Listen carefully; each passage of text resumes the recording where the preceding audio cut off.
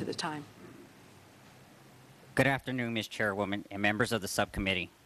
My name is Eric Fidelis Alva. I was a staff sergeant in the United States Marine Corps. I am honored to testify today and to share my experiences with the subcommittee. Thank you for holding this hearing. I grew up in a military family in Texas. My father served in Vietnam, my grandfather in World War II. I guess you could say that service was in my blood. I inherited my middle name, Fidelis, from my father and grandfather.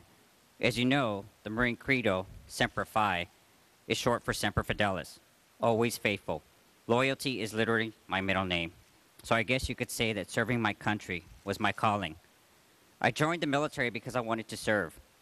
I joined the Marines because I wanted a challenge. I was 19 years old. I was patriotic, idealistic, and also gay. For 13 years, I served in the Marine Corps. I served in Somalia during Operation Restore Hope. I loved the discipline and the camaraderie. What I hated was concealing part of who I am. My military service came to an end on March 21st, 2003. 3 hours into the invasion of Iraq, we had stopped to wait for orders. I went back to the Humvee to retrieve something. To this day, I can't remember what. And as I crossed that dusty patch of desert for the third time that day, I triggered a landmine. I was thrown through the air, landing 10 or 15 feet away from the vehicle. The pain was unimaginable. My fellow Marines were rushing to my aid, cutting away my uniform to assess the damage and treat my wounds. I remember wondering why they weren't removing my right boot.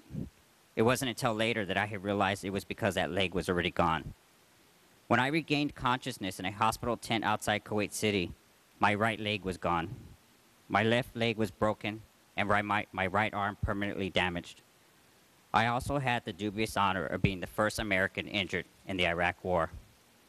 I received the Purple Heart, along with visits from the President and the First Lady. I was told I was a hero. That landmine may have put an end to my military career that day, but it didn't put an end to my secret. That would come years later, when I realized that I had fought and nearly died to secure the rights for others that I myself was not free to enjoy. I had proudly served a country that was not proud of me. More importantly, my experience disproved all the arguments against open service by gays and lesbians. I knew I had to share my story. Even under the military's don't ask, don't tell law, I was out to a lot of my fellow Marines. The typical reaction from my fellow service members, so what?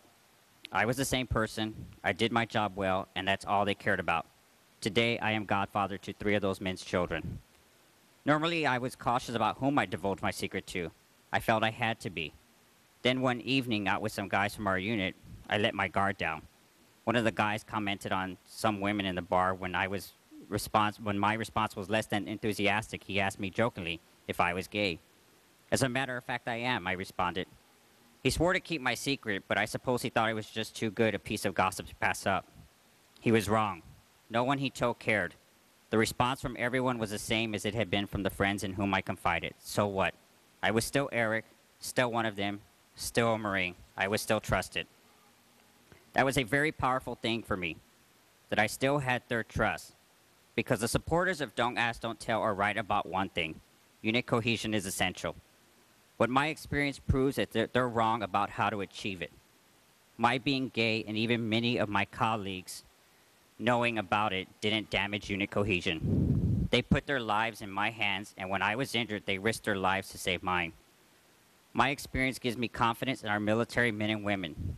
I am confident that just as they are capable of immense professionalism and dedication to duty, putting their lives on the line every day, our soldiers are equally capable of putting aside personal bias and standing shoulder to shoulder with gay, lesbian, and bisexual service members. They are there to fulfill a mission, just as my unit and I were. They will do their duty. As a former Marine and patriotic American, I am horrified that Don't Ask, Don't Tell forces trained and ready troops to choose between serving their country and living openly, a choice I myself would have been faced with had a landmine not made it for me.